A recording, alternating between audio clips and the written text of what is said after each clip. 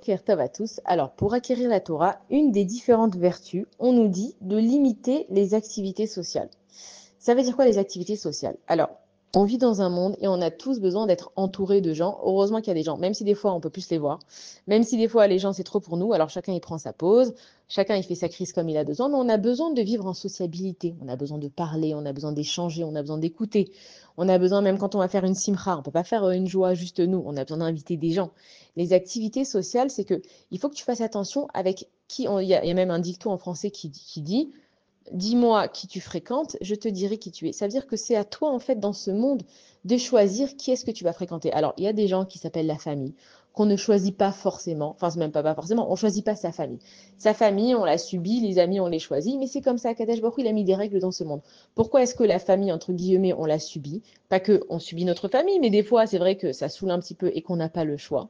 C'est qu'Akadosh Baruch Hu, il veut qu'on se travaille sur nous, donc obligatoirement, il va nous mettre certaines personnes avec certaines règles. Voilà, les parents, il faut les respecter. Ouais, mais ma mère, mon père, ok, mais les parents, il faut les respecter. Le grand frère, il y a une mitzvah de respecter son grand frère. Ouais, mais mon grand frère, il demande jamais de nouvelles.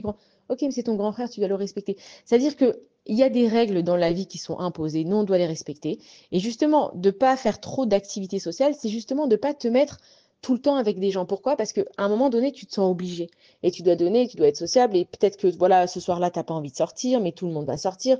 Donc toi, tu es de mauvaise humeur, mais comme tout le monde est de bonne humeur, et toi, tu as un truc qui t'arrive dans ta vie et tu es très triste, mais personne n'a vu que tu étais triste parce que tout le monde est venu faire la joie.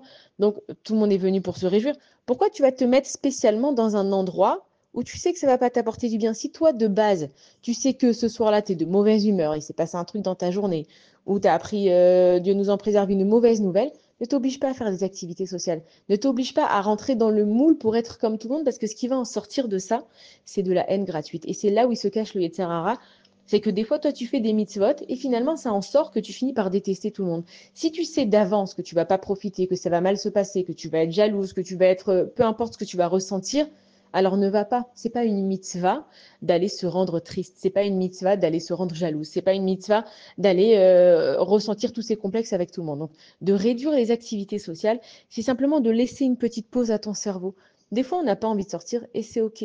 Des fois, on n'a pas envie de parler et c'est OK. Et tu peux expliquer aux gens. Après, ils comprennent pas. Ça, c'est en fait leur maassé, c'est leur histoire. Tu leur dis, voilà, regarde, ce soir, la vérité, je suis très fatiguée, je suis pas d'humeur, j'ai passé une mauvaise journée.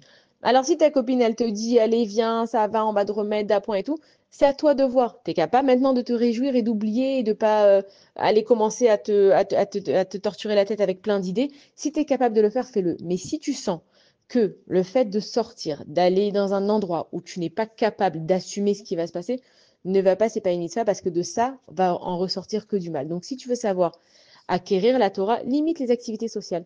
Tu peux pas être partout et tu ne peux pas tout avoir. Et les gens qui vont partout, qui veulent tout avoir, finalement, ils finissent par tout rater. Parce que pour profiter d'une chose, il faut être dans ce moment-là et à ce moment-là.